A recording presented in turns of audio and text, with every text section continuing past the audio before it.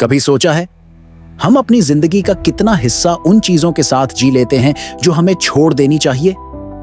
Old regrets, toxic लोग, broken expectations, unnecessary grudges, failures from the past, guilt, shame. List लंबी है। और फिर कहते हैं जिंदगी आगे नहीं बढ़ रही। सच तो यह है, जिंदगी बढ़ना चाहती है, लेकिन हमने उसका रास्ता पुरानी चीजों से ब्लॉक कर दिया है। लेटिंग गो। ये फ्रेज सुनने में सिंपल लगता है, लेकिन इसमें असली पावर छुपी होती है। जब तक तुम नहीं छोड़ोगे, तुम नहीं बढ़ोगे। जब तक तुम पास्ट को पकड़े रखोगे, फ्यूचर के लिए हाथ खाली नहीं होंगे। आज बात करते हैं क्यों लेटिंग गो जरूरी है और कैसे ये एक बेटर लाइफ की चाबी बन सकता है। पहला स्टेप, उन लोगों को छोड़ना सीखो जो तुम्हारी एनर्जी को हर दिन कंज्यूम करते हैं। हर बार जब तुम उनसे मिलते हो, तुम्हारा कॉन्फिडेंस लो होता है, तुम डाउट करने लगते हो अपने आप पे। उनके साथ रहना तुम्हारी ड्यूटी नहीं है। हर रिश्ता निभाना जरूरी नहीं होता।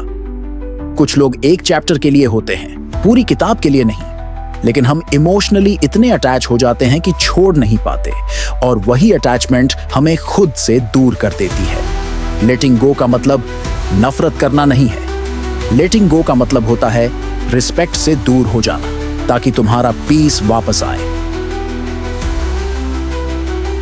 एक और चीज जो अंधेरों में बांध के रखती है, पुरानी गलतियां। सबने गलतियां की हैं, तुमने भी की, मैंने भी की। किसी ने रॉन्ग डिसीजन लिया, किसी ने किसी का दिल तोड़ा, किसी ने खुद को नेग्लेक्ट किया।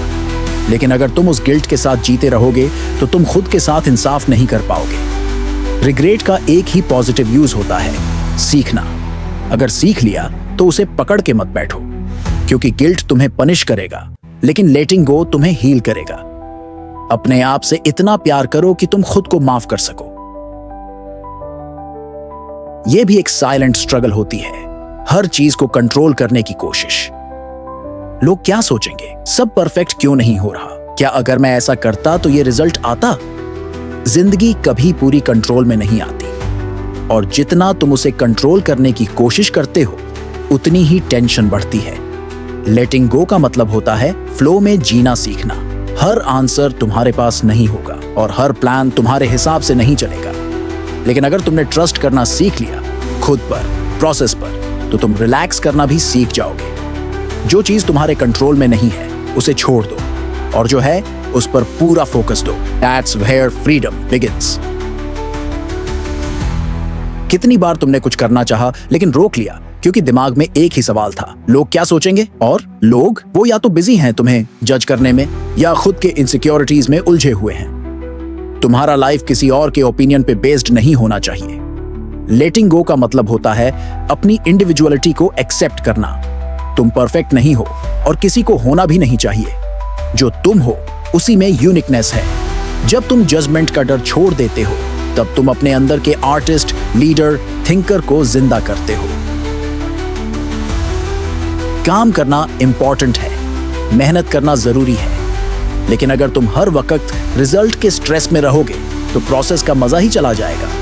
कुछ लोग इतना सोचते हैं कि काम करना शुरू ही नहीं करते, और कुछ इतना ऑब्सेस हो जाते हैं रिजल्ट से कि फेल होने का डर उन्हें ब्लॉक कर देता है। लेटिंग गो ऑफ आउटकम का मतलब होता है काम में पूरा दिल लगाओ, लेकिन रिजल्ट का ऑब्सेशन मत बनाओ। क्या होगा, कैसे होगा, ये सब उस प्रोसेस का पार्ट है जो तुम्हारी कंट्रोल में नहीं होता। लेकिन काम करना वो तुम्हारे हाथ में है।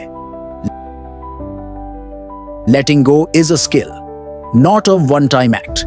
ये एक बार का काम नहीं है। हर दिन तुम्हें थोड़ा थोड़ा लेट गो करना पड़ेगा। थोड़ा गुस्सा, थोड़ी इनसिक्योरिटी, थोड़ी कंपैरिजन, थोड़ी एक्सपेक्टेशंस। और हर बार जब तुम छोड़ते हो, तुम थोड़ा हल्का महसूस करते हो, थोड़ा ज्यादा फ्री, थोड़ा ज्यादा प्रेजेंट।